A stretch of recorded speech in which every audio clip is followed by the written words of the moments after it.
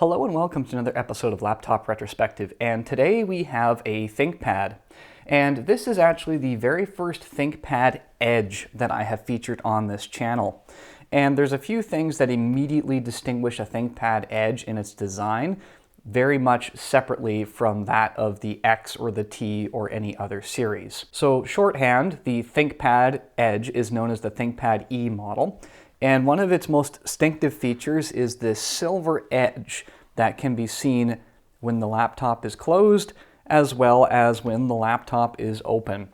It is this little bezel piece right here that just quickly distinguishes it as being a little bit different. This one in particular is the ThinkPad Edge E545, but it is visually identical to the 540. The only difference between these two is the 540 is Intel Haswell based, whereas the 545 is an AMD CPU configuration. Regardless of which model you get, it is sporting a 15.6-inch screen, and they come in two flavors, either a 1366 by 768 with or without touch, or they can also come in a 1920 by 1080 panel with or without touch. Now, unlike a lot of other ThinkPads that lie flat, this is the farthest angle that the Edge will go. It is worth pointing out that both of the Intel and AMD variants are actually socketed. And this is one of the things that I really want to draw your attention to, is that just because the Edge might be a little bit on the cheaper side than, say, the comparative T model, and for comparison, I do have a T430 over here. That does not declassify it from being a decent machine. Now, the build materials are different. There is no question about that. The workmanship on the keyboards is ever so slightly different, although the key shape is the same, but that does not discount the E-Series from being a good choice. This is an earlier E-Series model. If you go on Lenovo's website right now and you take a look at the E and the L series, they've actually done a lot of good work to make it a viable buyer's choice. There are a lot of die-hard T fans that end up actually going and looking at the E and L models because they actually have remained pretty upgradable. So that is something to keep in mind, that just because it is different does not mean that there isn't some of that ThinkPad DNA still hanging around in there. At any rate, let's go ahead and dive into some specifications on this particular model. Like I said earlier, this is indistinguishable visually from the E540. The E540, for your reference, was running Intel 4th gen chips, and they were either in an i3 4000M, an i5 4200M, or an i7 4702MQ model. So if you do run across a Intel variant, those are the CPUs that came with it. Now, the AMD version, the E545, came in a variety of different AMD CPUs. We had an AMD A6 5350M, and that came with a Radeon HD 8450G. We had an A8 4500M, which is an older generation, that came with a Radeon HD 7640G. We had an A8 5550M, which came with an 8550G, and an A10 5750, which came with an 8650G. That is a lot of numbers to keep track of. While we're on the subject of GPUs, the Intel variant came with the HD 4600, or an NVIDIA GeForce 710M, or a GT 740M. Whereas the AMD variants generally were equipped, if they had a dedicated GPU, with an AMD Radeon HD 8770M. Regardless of which CPU and GPU configurations came with your model, there are two RAM slots which are capable of handling DDR3 low power 1600 MHz memory, and they maxed out at 16 gigs, so you would be putting in 2 sticks of 8 to get that. Wi-Fi was generally configured with an Intel Wireless N7260 or 7260 AC, and there was some expandability on the inside. There was a mini PCIe WAN slot that could be occupied with that card, or it was also configured with a 16 gigabyte SSD rapid drive. Fingerprint readers were optional, and they would be located on the palm rest as you would expect. This model doesn't have one.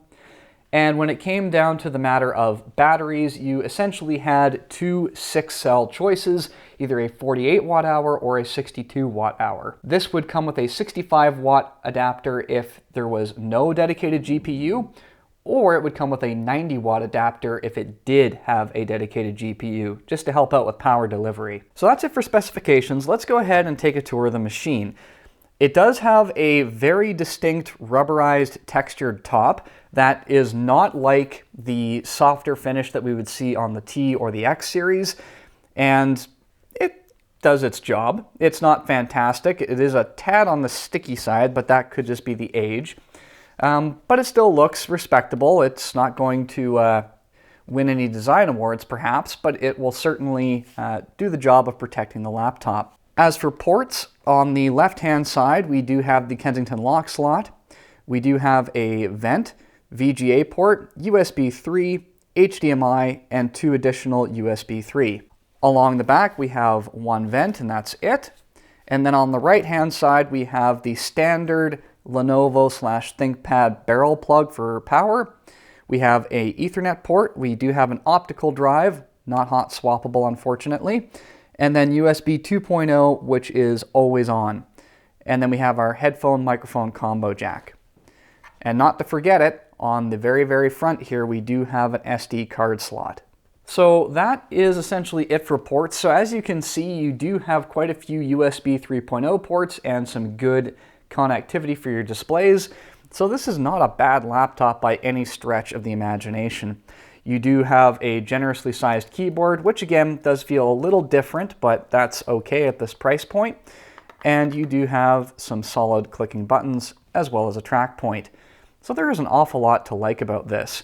So let's go ahead and continue our exploration of this machine from the inside, and let's do a bit of disassembly. Disassembly on this is actually relatively simple to access all of the components that you require to service, which is not a really big surprise when we're dealing with a ThinkPad.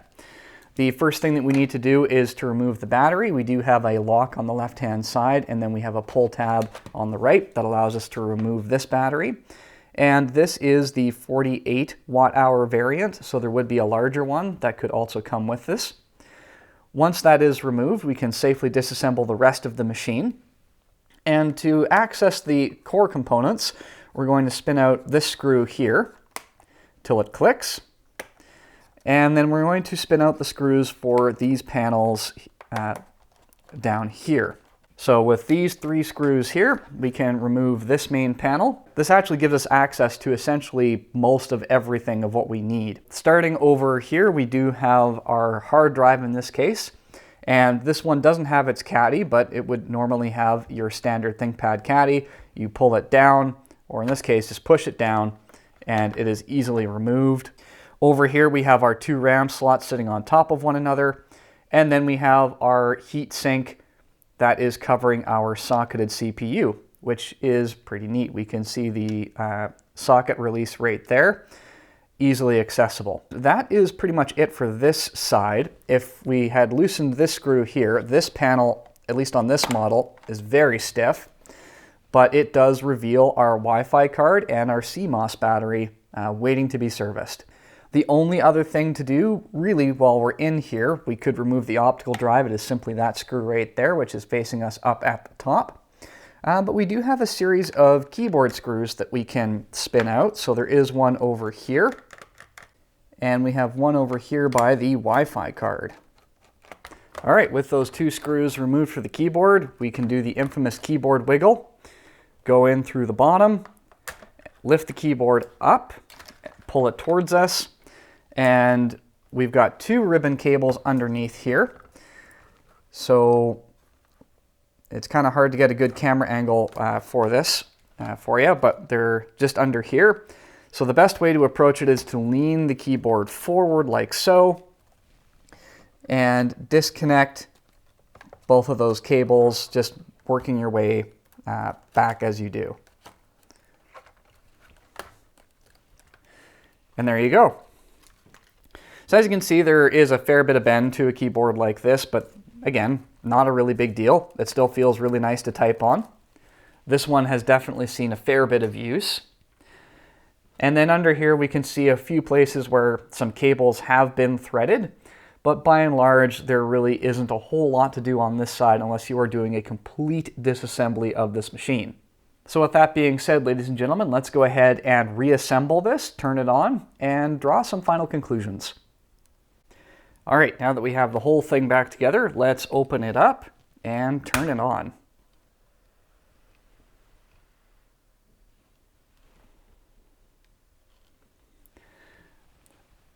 So keep in mind we are running a mechanical hard drive in here, so I'm not going to be super optimistic about boot times.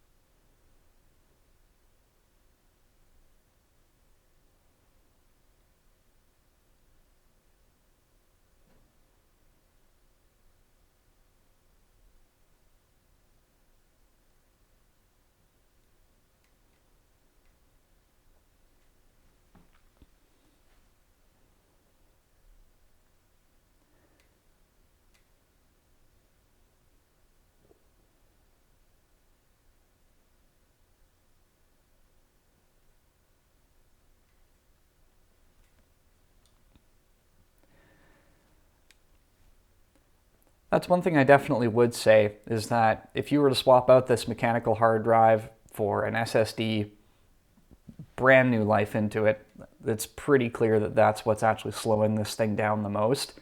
So our track point works as it should, which is fantastic to see.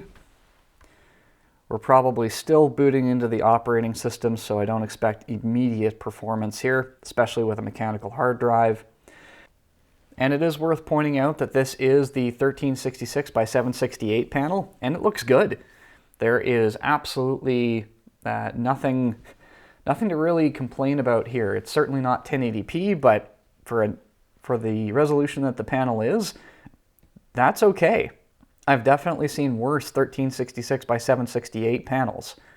And just in case if you are curious, this is running the AMD A85550M.